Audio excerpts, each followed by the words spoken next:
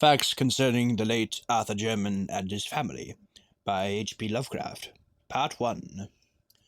Life is a hideous thing, and from the background behind what we know of it, appear demoniacal hints of truth, which make it sometimes 1,000-fold more hideous. Science, already oppressive with its shocking revelations, will perhaps be the ultimate exterminator of our human species, if separate species we be, for its reserve of unguessed horrors could never be borne by mortal brains if loosed upon the world. If we know what we are, we should do as Sir Arthur Jermyn did, and Arthur Jermyn soaked himself in oil and set fire to his clothing one night. No one placed the charred fragments in an urn, or set a memorial to him who had been, for certain papers and a certain boxed object were found, which made men wish to forget. Some who knew him do not admit that he ever existed. Arthur Jermyn went out on the moor and burned himself after seeing the boxed object which had come from Africa. It was this object, and not his peculiar physical appearance, which made him end his life. Many would have disliked to live if possessed of the peculiar features of Arthur Jermyn, but he had been a poet and a scholar, and had not minded. Learning was in his blood, for his great-grandfather, Sir Robert Jermyn, had been an anthropologist of note, whilst his great-great-great-grandfather, Sir Wade Jermyn, was one of the earliest explorers of the Congo region, and had written eruditely of its tribes, animals, and supposed antiquities. Indeed, old Sir Wade had possessed an intellectual zeal amounting almost to a mania, his bizarre conjectures on a prehistoric white Congolese civilization earning him much ridicule when his book, Observations on the Several Parts of Africa, was published. In 1765, this fearless explorer had been placed in a madhouse at Huntingdon. Madness was in all of the Germans, and people were glad there were not many of them. The line put forth no branches, and Arthur was the last of it. If he had not been, one cannot say what he would have done when the object came. The Germans never seemed to look quite right. Something was amiss, though Arthur was the worst, and the old family portraits in Jermyn House showed fine faces enough before Sir Wade's time. Certainly the madness began with Sir Wade, whose wild stories of Africa were at once the delight and terror of his few friends.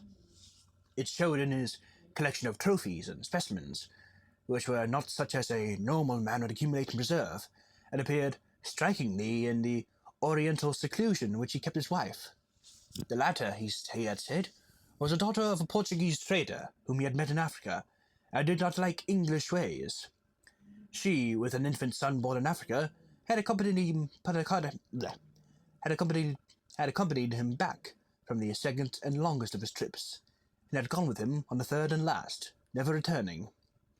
No one had ever seen her closely, not even the servants, for her disposition had been violent and singular. During her brief stay at Jermyn House, she occupied a remote wing, and was waited on by her husband alone. Sir Wade was, indeed, most peculiar in his solicitude for his family, for when he returned to Africa, he would permit no one to care for his young son, save a loathsome black woman from Guinea. Upon coming back, after the death of Lady Jermyn, he himself assumed complete care for the boy. But it was the talk of Sir Wade, especially when in his cups, which chiefly led his friends to deem him mad. In a rational age like the 18th century, it was unwise for a man of learning to talk about wild sights and strange scenes under a Congo moon, of the gigantic walls and pillars of a forgotten city, crumbling and vine-grown, and of damp, silent stone steps leading interminably down into the darkness of abysmal treasure vaults and inconceivable catacombs. Indeed, was it unwise to rave of the living things that might haunt such a place, of creatures half of the jungle and half of the impiously aged city, fabulous creatures which even a Pliny might describe with skepticism, things that might have sprung up after the great apes had overrun the dying city with the walls and the pillars, the vaults and the weird carvings. Yet, after he came home for the last time, Sir Wade would speak of such matters with a shudderingly uncanny zest, mostly after his third glass at the Knight's Head, boasting of what he had found in the jungle and of how he had dwelt amid terrible ruins known only to him. And finally, he had spoken of the living things, which in such a manner that he was taken to the madhouse. He had shown little regret when shut into the barred room at Huntingdon, for his mind moved curiously. Ever since his son had commenced to grow out of infancy, he had liked his home less and less, till at last he had seemed to dread it. The Knight's Head had been his headquarters, and when he was confined, he expressed some vague gratitude as if for protection. 3 years later he died. Wade Jermyn's son Philip was a highly peculiar person. Despite a strong physical resemblance to his father, his appearance and conduct were in so many particulars so coarse that he was universally shunned. Though he did not inherit the madness which was feared by some, he was densely stupid, and given to brief periods of uncontrollable violence. In frame he was small, but intensely powerful, and was of incredible agilities. 12 years after succeeding to his title, he married the daughter of his gamekeeper, a person said to be of a gypsy extraction, but before his son was born, joined the Navy as a common sailor, completing the general disgust which his habits and mésalliance had begun.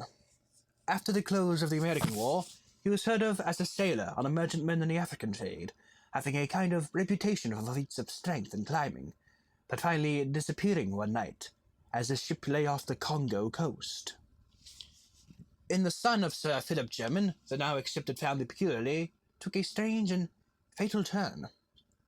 Tall and fairly handsome, with a sort of weird Eastern grace, despite certain slight oddities of proportion, Robert Jermyn began life as a scholar and investigator.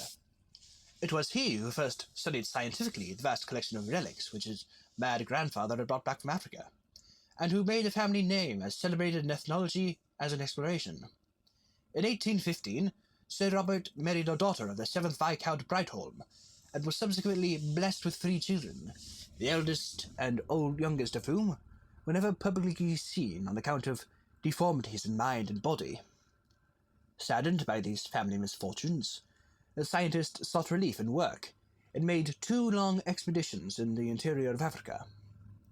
In 1849, his second son, Neville, a singularly repellent person who seemed to combine the surliness of Philip Jermyn with the hauteur of the Brightholmes, ran away with a vulgar dancer, but was pardoned upon his return in the following year.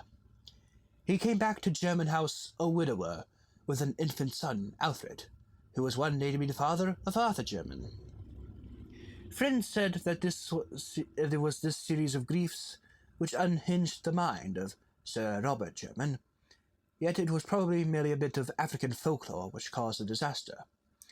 The elderly scholar had been collecting legends of the Onga tribes near the field of his grandfathers, and his own explorations, hoping in some way to account for Sir Wade's wild tales of a lost city peopled by strange hybrid creatures.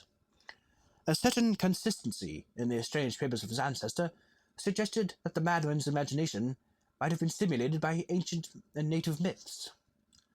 On October 19th, 1852, the explorer Samuel Seaton called at Jermyn House with a manuscript of notes collected among the Ongas, believing that certain legends of a grey city of white apes ruled by a white god might prove valuable to the ethnologist. In his conversation, he probably supplied many additional details, the nature of which will never be known, since a hideous series of tragedies suddenly burst into being.